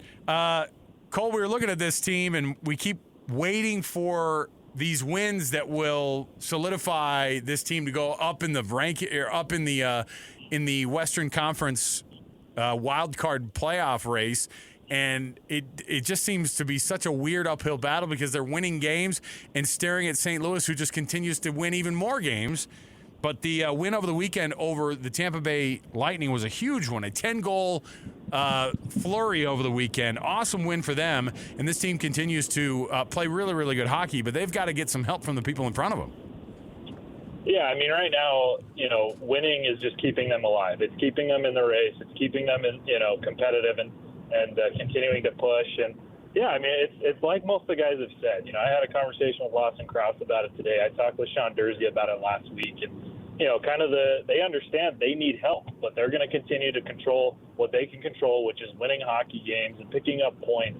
And the good news is, they have 2 games in hand over St. Louis, who is 6 points ahead of them, and so if you can continue to pick up wins, and once you catch up, they could be potentially right there. And they also face Calgary here in about a week and a half, and then they'll actually conclude the year at St. Louis. So it would be a lot of fun if that last game comes down to winning you're in between those top two. But it's tough. St. Louis is the best hockey team in the NHL since the Four Nations break. They've won most of their games. They've had the easiest schedule, and so it's tough. But Utah's staying in the fight. Yeah, reality starts to creep in here. I was looking at it, and not that they can't do this, but they're at 65 points right now, 67? 75. Oh, sorry, 75 He's points. He's too busy watching basketball. I'm too busy winning our bracket challenge. 75 points for Utah Hockey Club, but Cole, we start doing the math, and when you got 12 games left, if we talked about it earlier in other conversations, you probably need to get to that 93 to 95 range. I mean, that's a tough place for Utah to be at, where they feel this pressure to win 10 to 12. How are they handling that kind of pressure? And is that the reality of the situation? Do they really have to get that hot to make this happen? Yeah. They're at a point where they probably need to win at a minimum 8 of these, last few games, and likely, that 10, 9 or 10 to really have a legitimate shot to outdo, St. Louis or any of the teams ahead of them. But like I said, there's some big games here on the schedule, games that include, the Calgary Flames and the St. Louis Blues. Those are 4-point swings. And so those are games that are must-haves. But when you boil it down, this team is trying to win every single hockey game, because that's where they sit right now. As Alex pointed out, where they sit in the standings is 75 points. And if you're even going to get to up to 90 points, you're essentially having to average at least a point per game through these last 12, and hopefully winning somewhere between 8 to 10 of those to really have a shot to not only get over 90, but if you want to reach 95, you can only lose about 1 or 2 of these coming down the last 3 weeks here. So with this team getting that win over Tampa Bay, how big of a deal was that? Like, and what did you see in that game against the Lightning? Obviously, they're going to see them again this coming week. But what did you see against that Lightning team, which is a very, very good team, that maybe saw a reason for you to be able to go, you know what, this team can keep winning. As long as you beat these really, really good teams, why not be able to beat everybody? Yeah, I think that the win over Tampa was a demonstration of growth. There was a lot of adversity in that game, not just the fact that there were 10 goals scored, but they lit the lamp 12 times. There were 2 disallowed goals against the Utah Hockey Club, one on a goal scored by Lawson Krause due to an out of play. The puck apparently went out of play based on where it hit the glass, which I had never seen before. I talked to Josh Doan about it this morning, and he said he'd never seen anything like that. And then there was a goaltender interference call that was somewhat questionable. I'm not surprised that they did end up calling it against Jack McBain. But, that's tough to not only have 1 goal that's allowed, but 2, and to be going, toe-to-toe, head-to-head with a team that has been good for, more than a decade, that's won 2 Stanley Cups over the last decade and has been, they were almost considered a dynasty. I mean, their roster has changed. They lost some of their key players, but they're still a very good hockey team with, an MVP caliber type player in Kucherov. So it demonstrated growth and maturity. The fact that they were able to bounce back from 2 disallowed goals, from Tampa, having a goal fest themselves, and to stay strong and to beat several Tampa power plays. It just showed the steps that this team is taking forward, and it also showed why they've brought in some of those veteran players. It's for moments like that, it's games like that. So regardless if they get into the playoffs or not, this team is playing good hockey, and they're showing that they can stay with the best. They can play with the best, and that they have learned from their mistakes that they, were experiencing earlier in the season. Logan Cooley with 2 more goals against Tampa. He's on fire right now, but it wasn't long ago where he couldn't. He struggled. He had a 6-game streak without a point. What changed with him? What gear has been switched with him that's allowing him to play his best hockey of the year right now? Every player goes through slumps. It's a team game, and there's times where the puck doesn't come your way or the puck won't bounce your way. All the great players experience these types of slumps, but the difference between truly elite players and the rest of the league is not only emerging from a slump, but then going on a tear. Guys like Nathan McKinnon and Connor McDavid and Sidney Crosby, those are the types of players that are able to do that. And Logan Cooley is now showing, signs of potential stardom and even maybe superstardom. The fact that, he's a competitive guy. He has that level of competitiveness to him that I would, say is similar to, LeBron James or Michael Jordan or, those great hockey players that I had mentioned. The guy just wants to win. Not only does he want to win, but he wants to be one of the primary driving forces in his team picking up points. And so, while it wasn't going, the right way for him for a couple weeks there, he had a six game stretch where he didn't have a single point, and I believe he went almost 10 games without a goal. That's bound to happen. But like I said, what makes the difference between, the elite and the rest of the league is the ability to find your way out of it, to fight out of it, and to get back on track. And that's what he's doing. He's a fierce competitor. He goes right at the net. And, I think he's just one of those guys that he's almost magnetic to the puck. It's going to find him. He's going to put himself in good areas and in places to pick up rebounds and places to score goals. And that's what we're seeing right now. He, with his most recent goal, he joins one of 5 active American-born players to score 20 goals multiple times under the age of 20. The names like Patrick Kane and Matthew Tkachuk, Austin Matthews.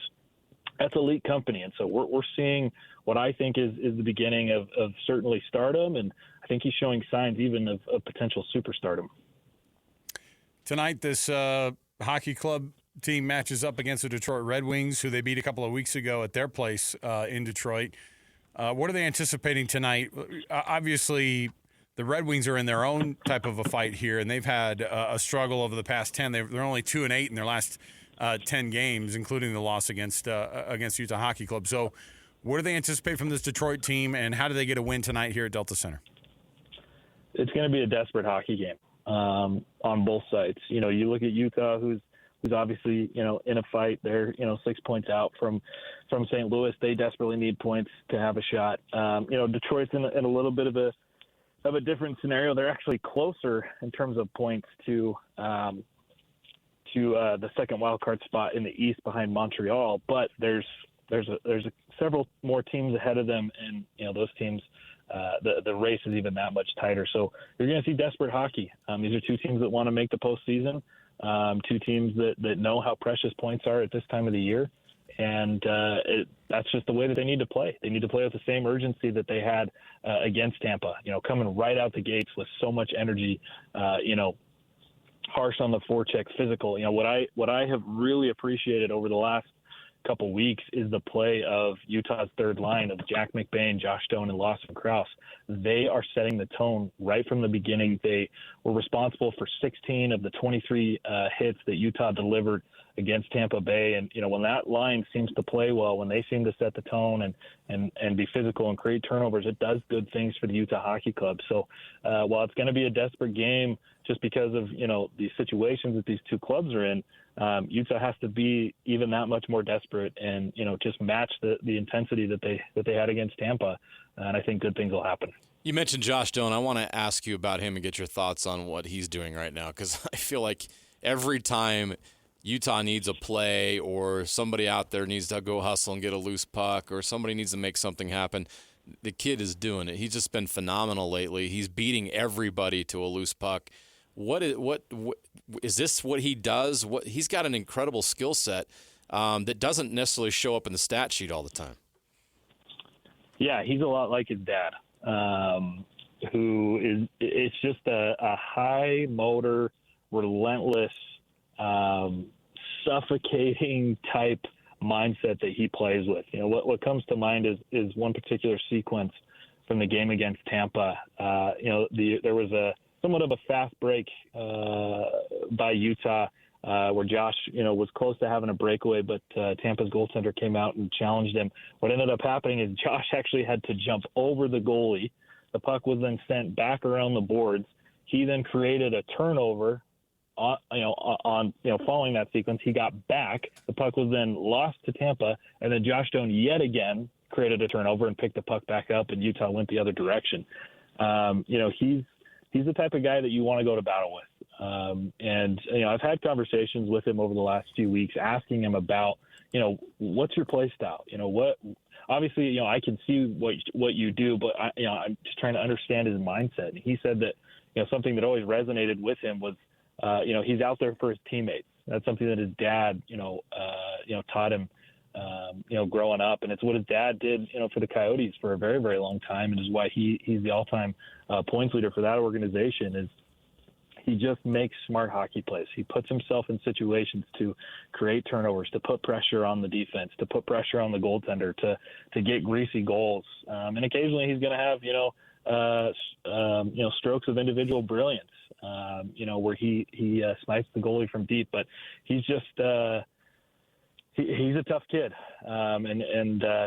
He's one of those high impact players that it's not necessarily going to always show up on the score sheet, but he's going to make an impact, and he's going to generate good things for the teams that he plays for. Cole Bagley, his weekly appearance on our program, brought to you by the good folks at Hercules First Federal Credit Union, growing stronger together. Cole gives us those insights every week, and we appreciate it. He helps also educate us on the Hockey 101. If you hear those on the station at all across the station all day long, you're able to get yourself a little bit more knowledge on the hockey side of things. And Cole is one of those guys that's been helping us out this year.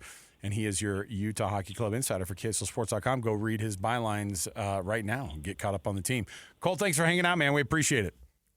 Yeah, thanks, guys. And, hey, let's get a bracket challenge going when the Stanley Cup bracket comes I out. am all about it. And hopefully Utah's in it. Something to redeem myself with. Yes. All right. Cole, we'll chat with you again, man. Have fun tonight.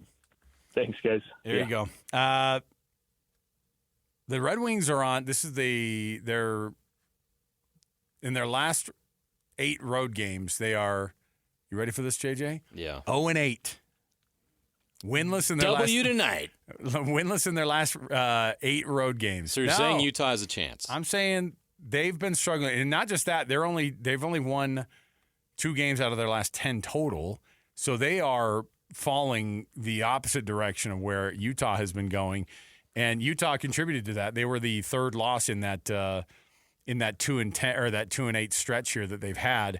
They beat them there in Detroit on the 6th of March, and that was a huge win for them. And it kind of just every win has counted for Utah to be able to keep them in that fight.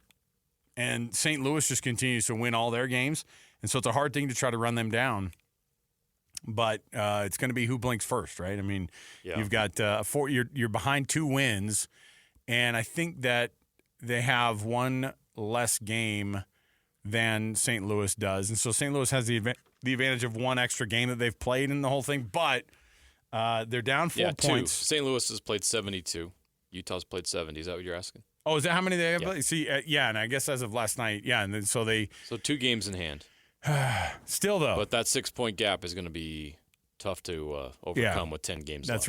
That's right. So 12 games left. We'll have to see how this thing shakes out. But the good news is that this Detroit team comes in. They're desperate for a win. The hockey club's desperate for wins the rest of the way here. But Detroit has been going the opposite direction, so we'll see if this hockey club can keep this thing going. But, yeah, there you go. I just love that they beat the Tampa Bay Lightning, man. The Tampa Bay Lightning coming into town and then the hockey club putting 6 on them. That's pretty cool, man. And I bet the revenge will be on their minds this weekend as they go back into the return trip to Tampa. But couldn't they space that out a couple months so they'd forget? I know. Jeez. They do remember, too. We were asking Bear about that a couple weeks ago, and he's like, yeah, I mean, every night, you go out there and you just play a game in front of you. But, these players have pretty good memories. They remember.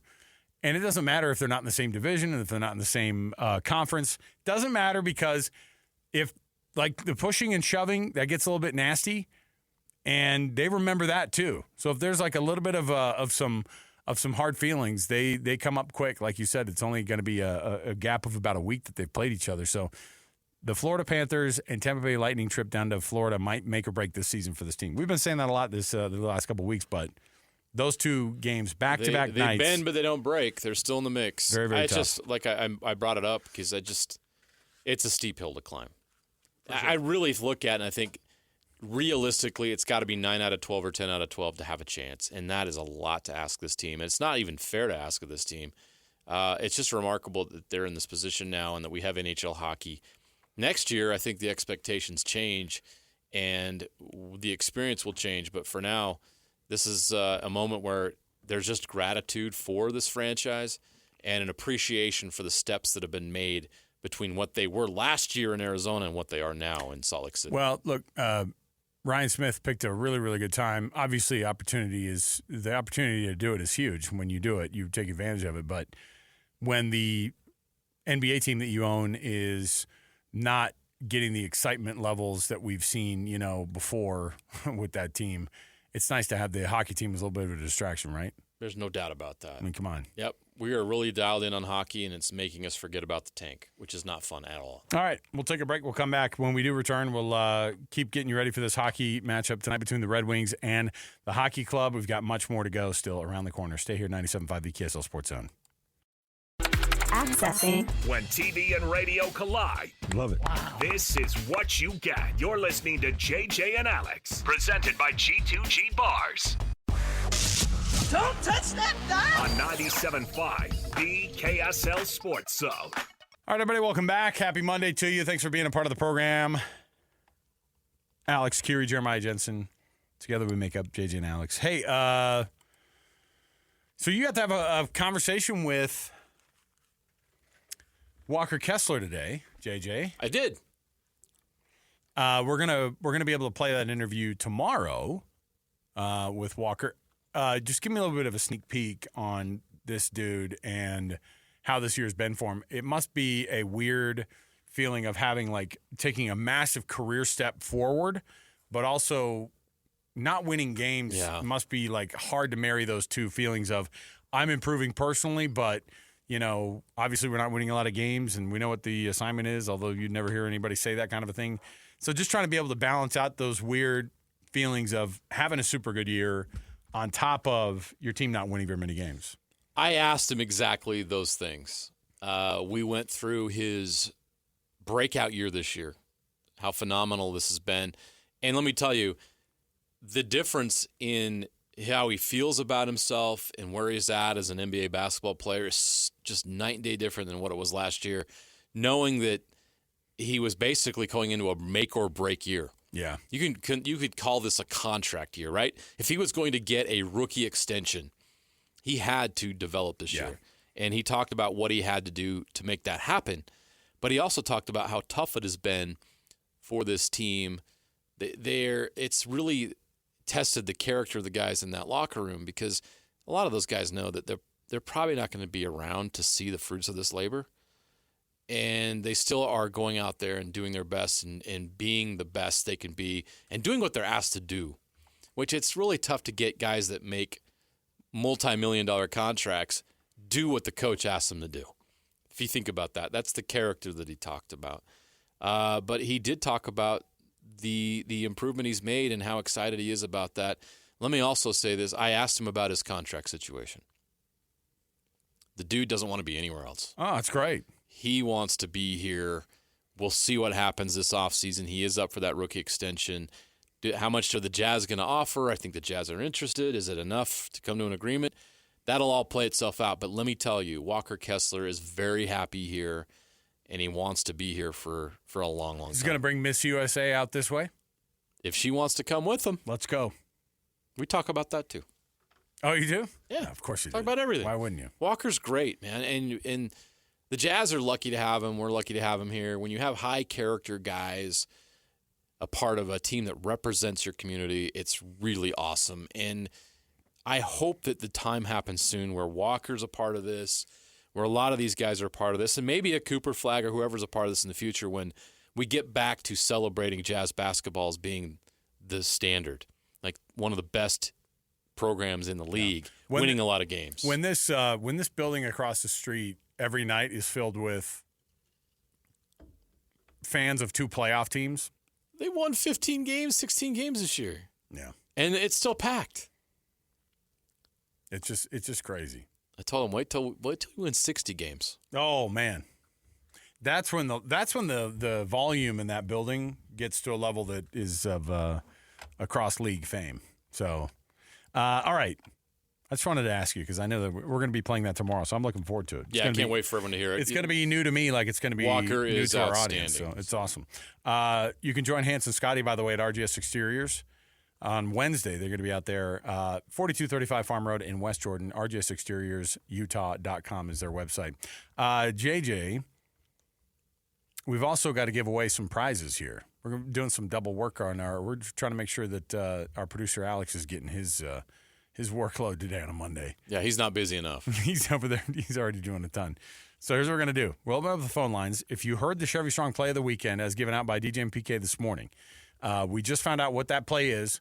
And if you know what it was, if you remember what that play was, a lot of times I'm driving around dropping kids off that time of day. I didn't get to hear it today. So, and I'm ineligible to win. So if you know what that play was, you can dial us up right now, 801-575-ZONE. That's 801-575-9663. The play of the weekend that DJ and PK decided was the best in all of the land of sports. I will say the hint that I was given was it is a basketball play. That's all we're going to say. All right? 801-575-ZONE. That's 801-575-ZONE. The winner gets a gift card to Amazon with an impressive lineup of cars, trucks, and SUVs. No wonder people are switching to Chevy, your Rocky Mountain Chevy dealers. 801-575-ZONE if you can guess that play. All right. The hockey club firing up here in a little bit. JJ, you've got pregame starting up at 6 o'clock. I don't know. There is some wiggle room, I guess, as long as other teams kind of you've got how many games left? You've got 12 games left. The Blues have 10 games left. They've played 2 more games than you have, and they have 6 more points than you do. So if you were to look at it like, hey, if those extra 2 games were 4 points with the 2 wins, then you're looking at more like a 2-point gap there. And as they get down to it, you're gonna start seeing it be more and more dicey for this team over the next stretch here because they're taking on Detroit tonight. They've got to go to Florida for a back-to-back Thursday-Friday matchup against 2 of the best teams, including the Stanley Cup champion Florida Panthers. And that's going to be tough. I don't think you're going to get an undefeated week from this team, JJ. Oh, man. I don't think you need it either. I think that there is some wiggle room to lose to one of those. If you could split the Florida trip, that's what I'm saying. You're still in the mix. That's what I'm asking you. Maybe you sneak out an overtime loss or something like that. Get an overtime loss, get a win, get 3 points out of the 4 possible. That would be oh my gosh, phenomenal. That'd be incredible. Asking the team to go down there and to win on back-to-back nights. No. Against those 2 teams that are extremely good. That's why this is so hard. The margin for error is thin, but reality sets in, and a reality is beating those Florida teams back-to-back nights is just nearly impossible. It's going to be tough to do. And those are 2 of those 12 games left, and you got to find wins wherever you go or even overtime points. Whatever you got to do, you got to get points and in a hurry. So you need the Flames to flame out. You need Vancouver to start fading. Now, you do get the Calgary Flames here at home and what? Or do they go up there to play at Calgary? Because that game's in like a week or 2. Or a week and a half, and I can't remember if they're going down there to Calgary to. Oh no, I think it's here. Home. It is home. Yep, they got Calgary at home. Yeah, because I remember Greg Rebel saying he was like, I'm going to be on the road for that game when they come to town again. So that's a tough stretch. So Calgary, LA, the Kings are red hot. Yeah, they're good right now, and the Winnipeg Jets are the best team in the league. That's a 3-game home stretch starting April 1st. That's tough. Yeah, maybe they'll throw the Utah Hockey Club a bone. Go a little easy on them. They do have a game at Chicago. They got Seattle at home. Yeah, they got 2 games against Nashville. Yeah, but that's like basically the entirety of St. Louis's schedule is like that type of like Chicago, the Thrashers a couple of times. They're playing like not very good teams like the rest of the way. I think they even have the easiest strength of schedule. You know what would be unbelievable? This is the dream scenario for year 1. You find a way to get within 2 points of St. Louis before the April 15th showdown. So the last game of the regular season becomes a play-in for that last wild card spot. You're down a point. Because if Utah wins that game, they win the season series 3-1. And so they have the tiebreaker edge. Come on. And they would both tie with whatever points. Yeah. and that would be the difference. Can you imagine how incredible that would be in St. Louis on Tuesday, April 15th, if that's the scenario that plays out? Bill Armstrong's former team. Oh, my gosh. Let's go. All right, we'll take a break here. We'll come back. You've got Utah Hockey Club coming up at 6 o'clock, your pregame, 7 o'clock puck drop with the Detroit Red Wings. Stay right here. More to go. 97.5 the KSL Sports Zone. Wrapping up the hour with our picks for the best and worst moments on today's show. As JJ and Alex want to hear your best and worst of the day.